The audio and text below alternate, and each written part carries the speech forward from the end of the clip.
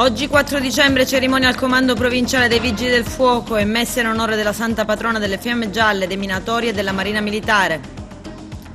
3 alberi di Natale in città, quest'anno gli addobbi e l'atmosfera natalizia arrivano in tempo, anzi in anticipo. Riunione delle commissioni regionali Ambiente e Cultura, si discuterà del contenzioso sulla proprietà e la futura gestione del bene. Calciomercato, nelle squadre agrigentine arrivano nuovi innesti.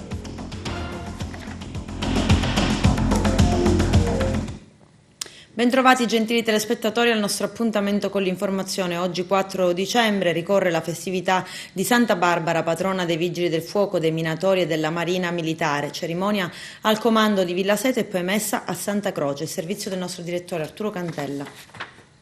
Si è svolta stamani la tradizionale festa di Santa Barbara, la patrona dei Vigili del Fuoco e della Marina Militare.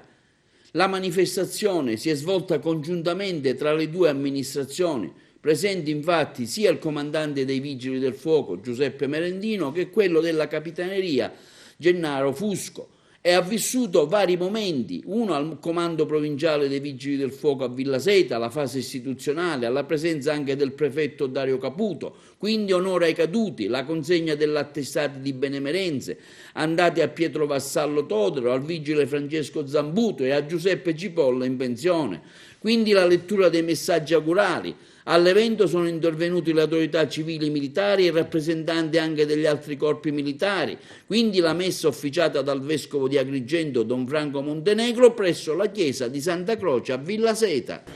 Santa Barbara martire, patrona dei Vigili del Fuoco, ma non solo, della Capitaneria di Porto, degli artiglieri, quindi una santa importante che protegge e assiste questi operatori. Abbiamo ricordato i caduti oggi in questa mattinata agrigentina e è stata una cosa doverosa, come sempre è necessario fare memoria di chi perde la vita, chi offre la vita per le esigenze di servizio.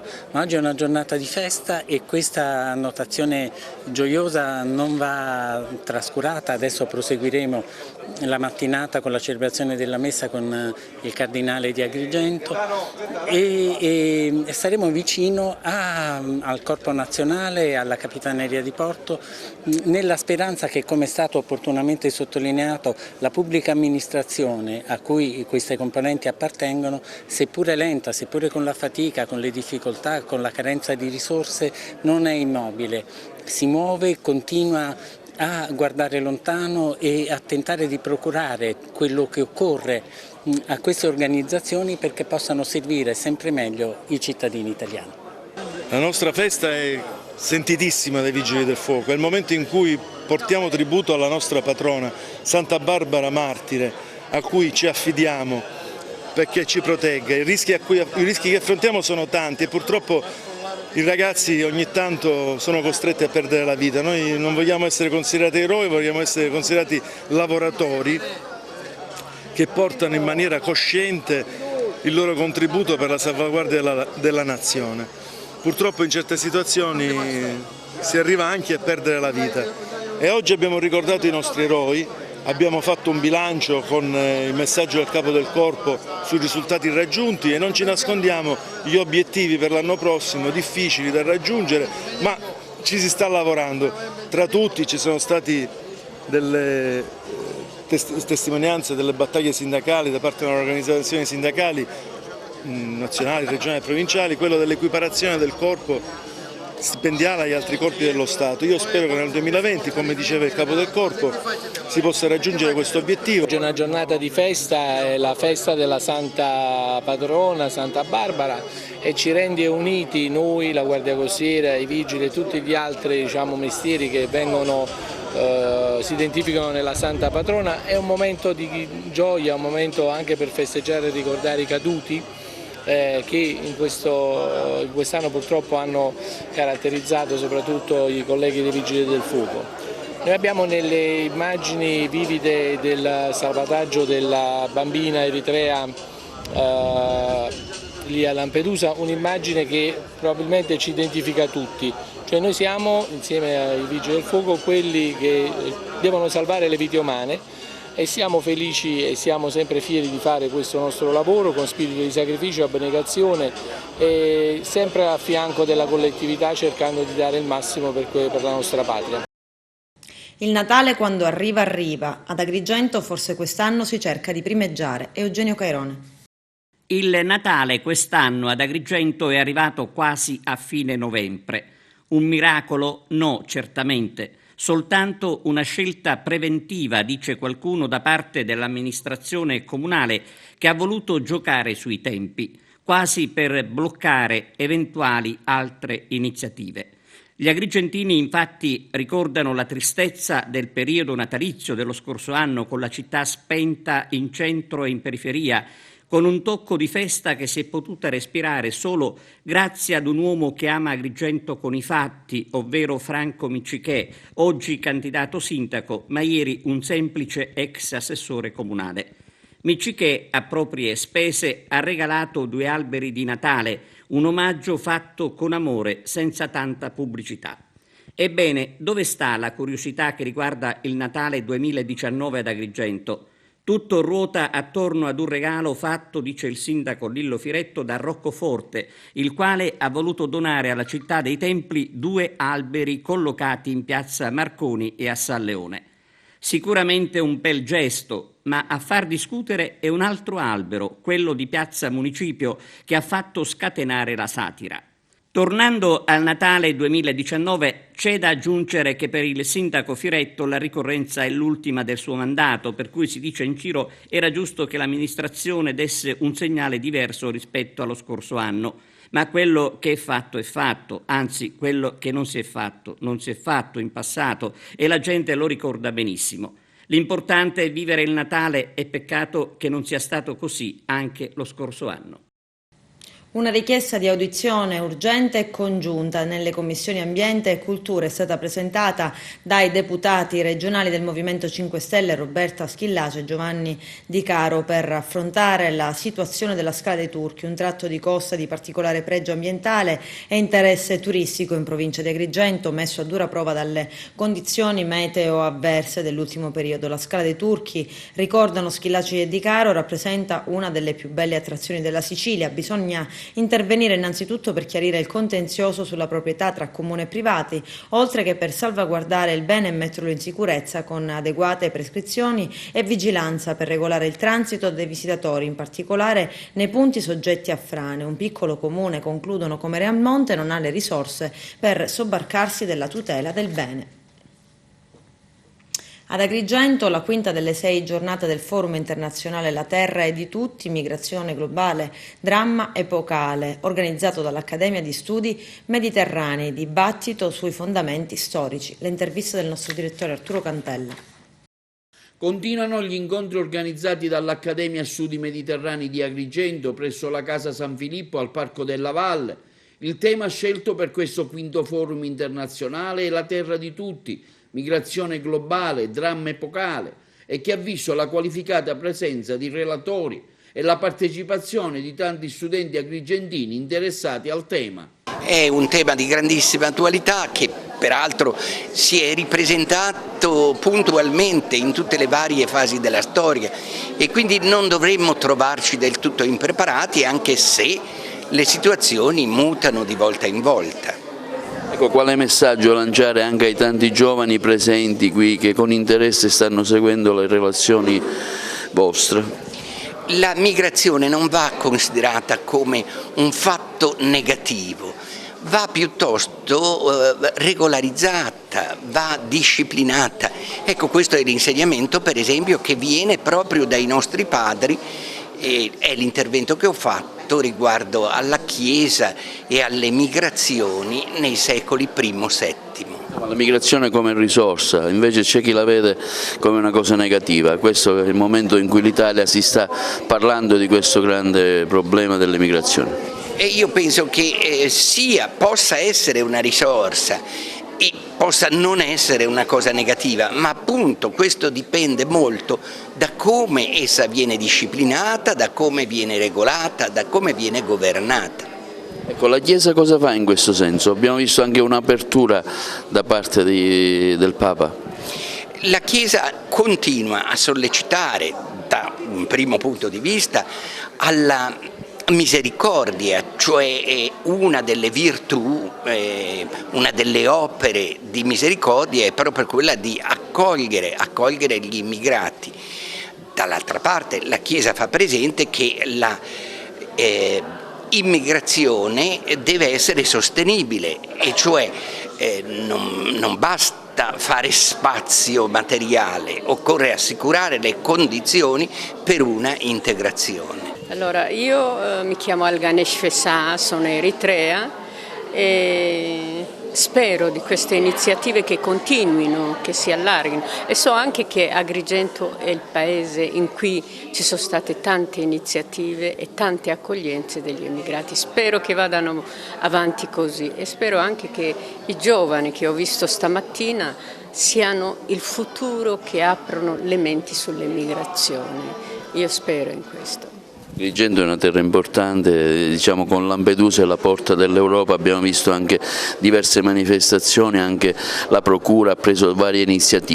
Certo. Io ho fatto Lampedusa il 3 ottobre e ho visto tanto cuore e tanto amore, che poi lo ritrovano qui, questa accoglienza, no? Questo aprire le braccia, questo di essere uno, no? Come dice il Papa Francesco, siate uno, accogliete, amate, non siate indifferenti a tutto, perché tutte queste persone che vengono con una sofferenza, con una ferita enorme, hanno un bagaglio di sofferenze. Se noi riuscissimo un po' a sciogliere queste sofferenze, forse diventeremo in futuro un'unica famiglia. Un momento davvero bello, molto bello anche che Papa Francesco abbia voluto indirizzare un messaggio a questo lavoro, a questo laboratorio di riflessione che appunto si interroga su dove stiamo andando e come pensare il mondo di domani.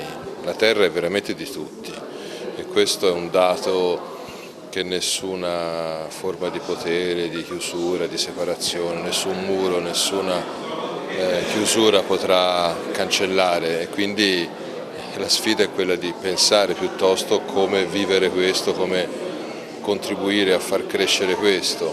Per quanto mi riguarda la parola chiave è la parola ospitalità, imparare ad essere ospitali, scoprendo e riconoscendo che anche noi, tutti noi siamo ospiti di questa terra che ci dona questo grande così bellezza, ricchezza. Agrigento la si vede dovunque, che ci appunto aiuta a vivere, ci aiuta forse anche a diventare noi stessi ospitali.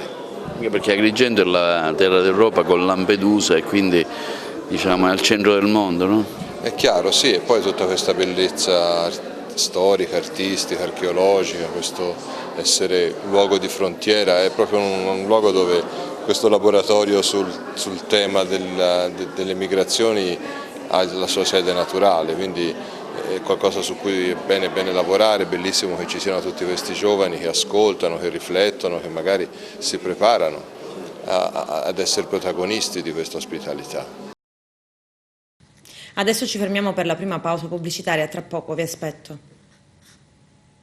Si è concluso con la cerimonia di premiazione il 56esimo convegno internazionale di studi pirandelliani. Quest'anno, la 3 giorni del dibattito, ha avuto come sede il Palacongressi di Agrigento. Vediamo.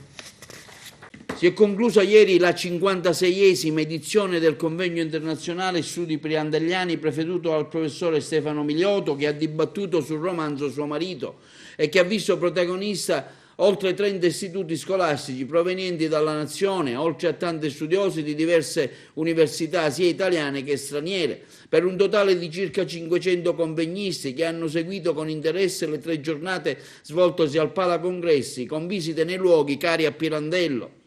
Ieri sera, al termine della consegna dei premi, tra quello tesi di laurea, premio cortometraggio, il premio scrittura creativa, quello della scrittura estemporanea, il premio tesina, con gli alunni sul palco del Palacongressi a fare festa. Anche un ringraziamento particolare è andato alla memoria della signora Curella Teibi, recentemente scomparsa e che ha sostenuto negli anni il premio e le manifestazioni ad esso abbinate.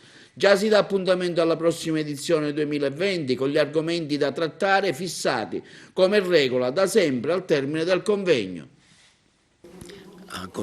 Consuntivo, senz'altro soddisfacente e positivo sotto tutti i punti di vista, in particolare nell'acquisizione critica su questo romanzo straordinario, ma anche per il contributo dato dagli studenti con i loro elaborati di tesina, scrittura creativa. Sorprende come quando i ragazzi si appassionano che sono capaci di dare cose straordinarie, frutti meravigliosi. Il centro continua su questa linea perché il connubio università e scuola superiore si è rivelato molto interessante, ma soprattutto creativo, perché spinge gli studenti da una parte a fare ricerca e anche a essere creativi. Infatti c'è una sintesi, c'è la creatività propria dei giovani, ma nello stesso tempo la ricerca scientifica, perché anche se si tratta di un testo letterario, l'interpretazione, la lettura è sempre un qualcosa di scientifico.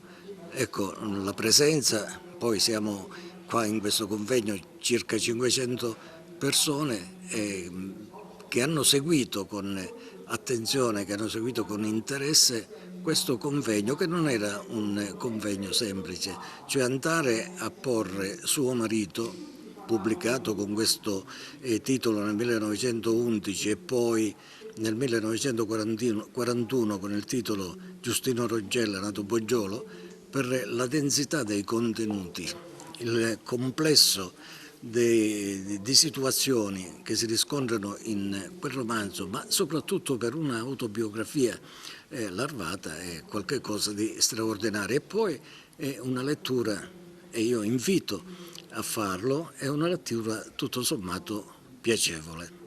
Ora ci sarà la premiazione, si premieranno i ragazzi per le loro composizioni nelle varie articolazioni.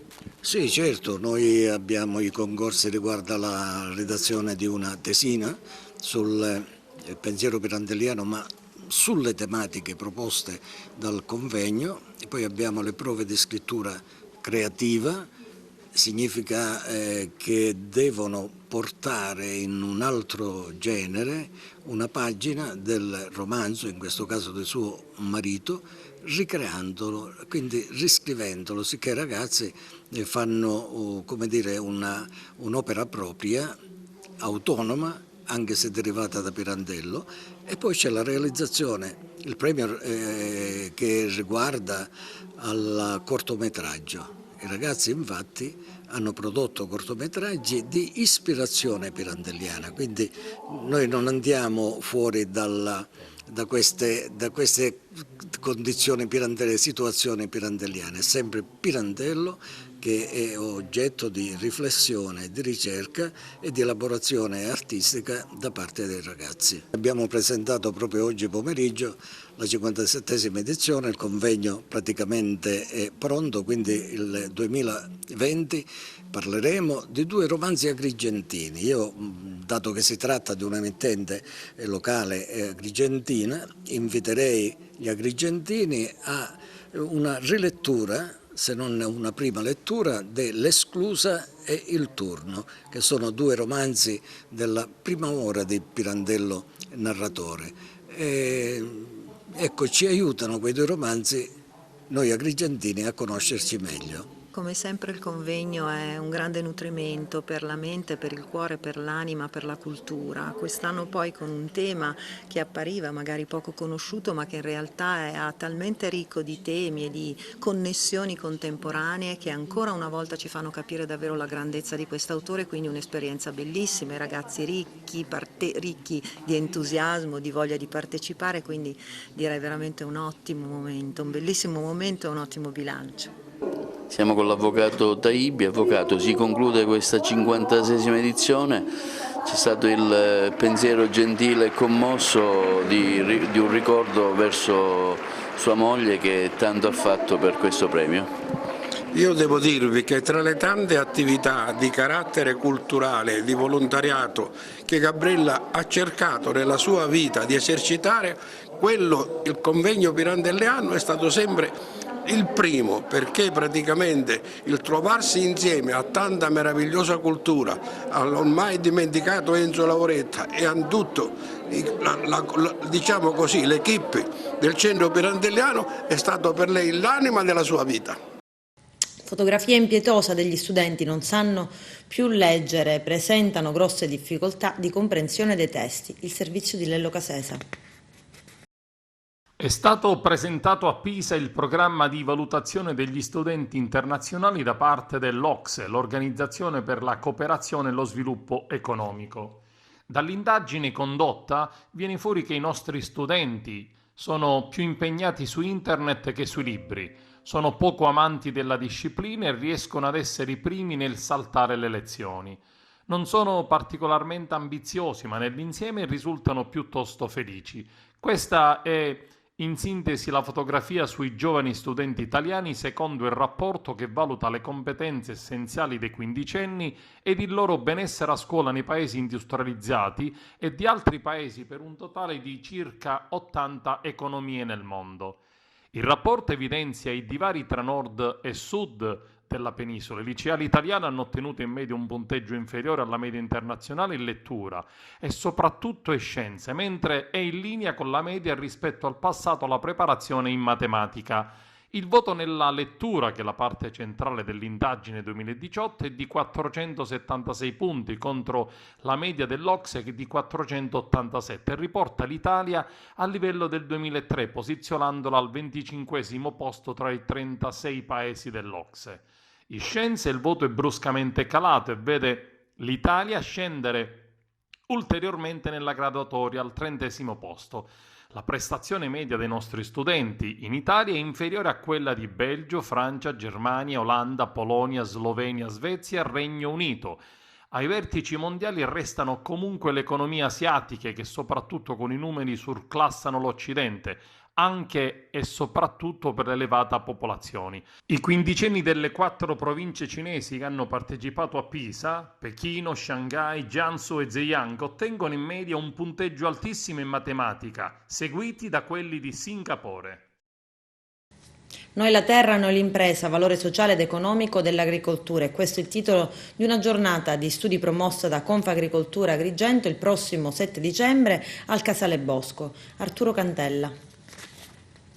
Giorno 7 dicembre Confagricoltura riunisce i propri collaboratori dando con un momento importante di confronto, di seminario e con un convegno dove si parlerà delle tante attualità del settore dell'agricoltura ma anche del futuro. Ecco, qual è il futuro dell'agricoltura?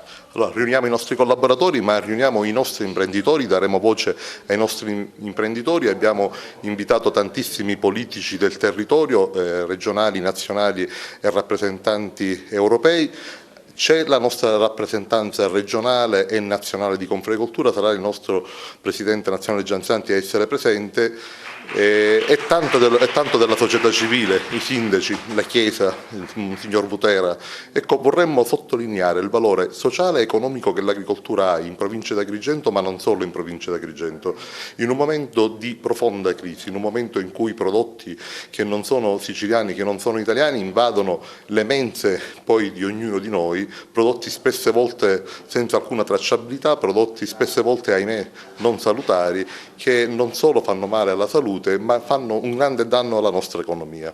Un'economia praticamente che non vive la gran parte di agricoltura e turismo nel nostro territorio, anche perché non ci sono grandi industrie. Quindi ecco il valore sociale poi dell'agricoltura tutta. Adesso ci fermiamo per la seconda ed ultima pausa pubblicitaria, tra poco. Donazione di organi, la Sicilia penultima in Italia per dichiarazioni di volontà. Lello Casesa. La Sicilia è penultima in Italia dopo la Calabria per le dichiarazioni di volontà alla donazione degli organi e Catania è la città siciliana con la percentuale più bassa dei consensi. Solamente Enna e Trapani sono le città che superano la sufficienza. Sono i dati pubblicati dal rapporto Indice del Dono 2019 elaborato dal Centro Nazionale Trapianti per valutare i risultati della raccolta delle dichiarazioni attraverso il rilascio e il rinnovo della carta d'identità elettronica. L'analisi ha messo in fila i numeri realizzati dai circa 6.274 comuni, nei quali è possibile registrare la volontà alla donazione, con una copertura del servizio sul 92% della popolazione residente, in funzione della percentuale dei consensi sul totale delle dichiarazioni registrate e delle dichiarazioni delle carte d'identità emesse da ciascun comune. Tra i capoluoghi siciliani la peggiore è Catania, dietro a Ragusa, Caltanissetta, Agrigento e Messina. Sotto la media nazionale c'è anche Palermo, dove però il dato raccolto è parziale perché è ultima fra i capoluoghi italiani ad attivare la carta d'identità elettronica, dove è obbligatorio indicare la dichiarazione di volontà.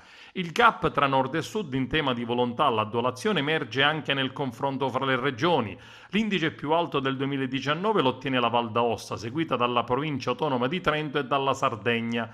Le realtà meridionali si collocano invece sotto la media nazionale, in particolare Campania, Sicilia e Calabria sono tutte con tassi di consenso inferiori al 60%.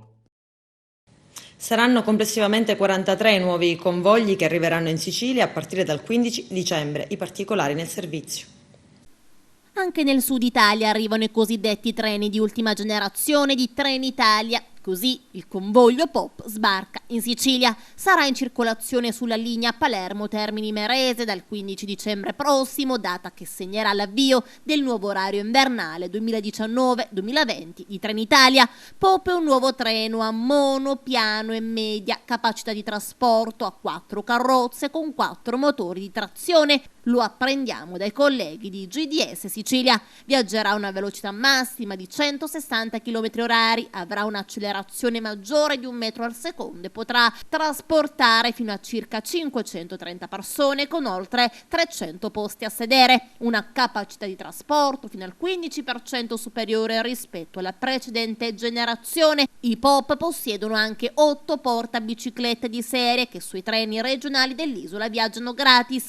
Trenitalia ha previsto un investimento per il sud di oltre 1,3 miliardi di euro, in parte finanziati con i fondi regionali per l'acquisto di circa 200 treni regionali. Saranno complessivamente 43 i nuovi convogli che arriveranno in Sicilia, 21 e POP, 17 convogli ibridi e 5 nuovi treni elettrici. Completano la flotta i Minuetto e i 6 Jets che già circolano sulle linee dell'isola dal 2016, un'operazione che ridurrà l'età media dei convogli dai 24,5 anni del 2017 a 7,6 del 2021. Alla cerimonia di consegna hanno partecipato il presidente della regione siciliana Nello Musumeci, Marco Falcone, presidente e assessore ai trasporti della regione siciliana. Per Trenitalia Orazio Iacono, amministratore delegato, Sabrina De Filippis, direttore divisione passeggeri regionali, e rappresentanti della ditta